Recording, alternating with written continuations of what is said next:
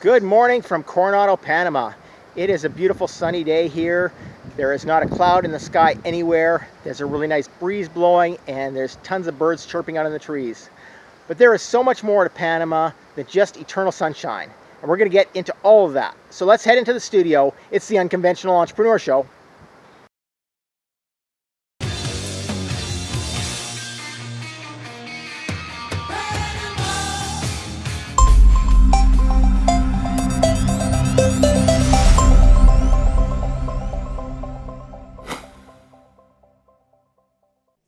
Welcome to the Unconventional Entrepreneur Show. I'm your host, Glenn Kowalski. Every week on this channel, you'll find new videos to help liberty-minded entrepreneurs and investors like you find more personal, financial, and location independence. So be sure to go and hit the subscribe and the notification buttons so you never miss your chance to find more freedom in this unfree world. Ever since Columbus first came to Panama in the early 1500s and put his feet down on the ground here, people have been flocking to this country for various reasons. And here are 5 reasons that I think you might like Panama as well. Number 1, it has the perfect year-round temperature. We have 2 seasons here. We have a dry season and a rainy season. In the rainy season, it rains most days, usually for only a couple of hours, and then the sun will come out again. Depends a lot on where you are. Some places rain more, some places rain less. Then we also have the dry season, which is what we call summer here. And in the summer, you see very little, if any, rain, and you get a bigger breeze blowing through most of the summer as well. So you get a little bit of a breeze blowing through. We don't have any hurricanes here. We're south of the hurricane belt, so the storms might start to form here, but they don't become hurricanes until they get farther up north.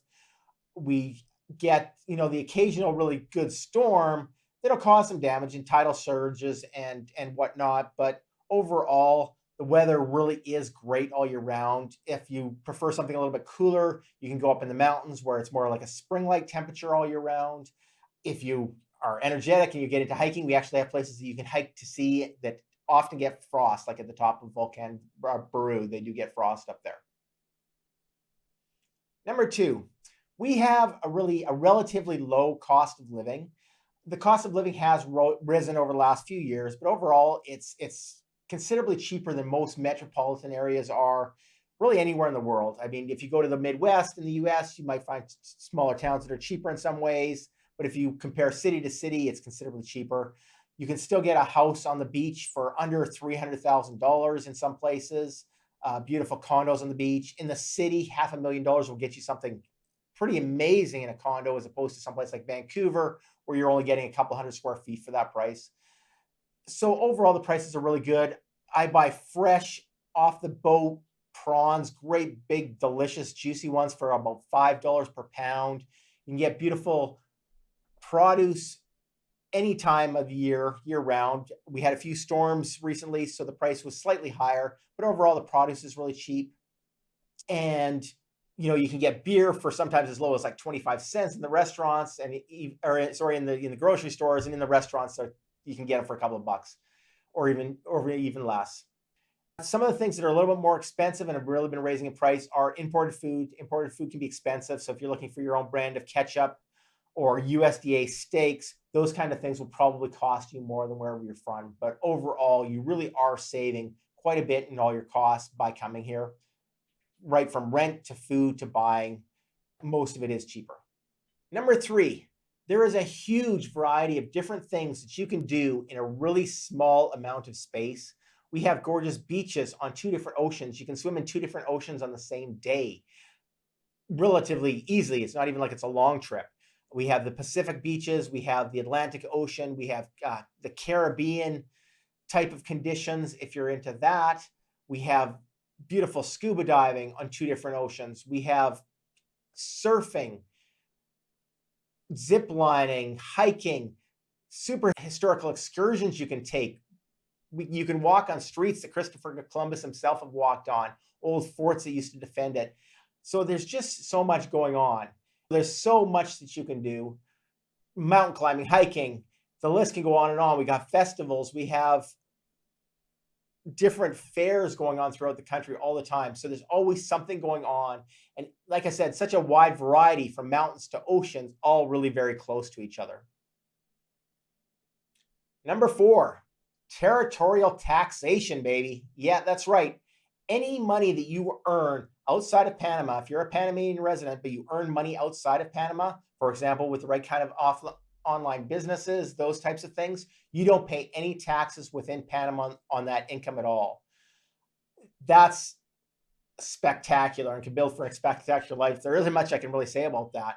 But like I said, as long as you structure yourself properly and your business is not earning money within Panama itself, you don't pay any taxes. So what more is there to say?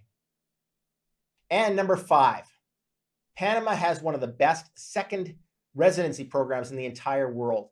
It's available to citizens of about 50 odd countries, and including Canada and the US. And with this visa, you can get permanent residency in Panama very easily and very inexpensively. It'll cost you less than about $5,000 and a few months of time with a couple of visits to the lawyer.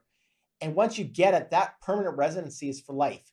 One of the best things about it is you can maintain that residency even if you only spend a couple of days in Panama every couple of years, which makes it an awesome plan B and an awesome opportunity to take advantage of the territorial taxation we talked about a little bit earlier, provided you don't set yourself up for legal residency in another country while you've done it.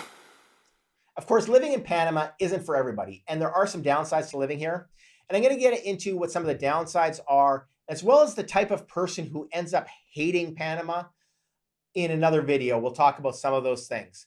But overall, if you're looking for a plan B option, and if you like tropical weather and friendly people and tons of things to do, Panama should absolutely be on your list of places that you look into as a place that you spend all of your time or some of your time, or even just as a plan B residency. And if you're interested in getting a second residency or a second citizenship, even in Panama, there's 2 videos on your screen right now. Go and check those out. And this is Glenn from the Unconventional Entrepreneur Show, and I'll see you over there.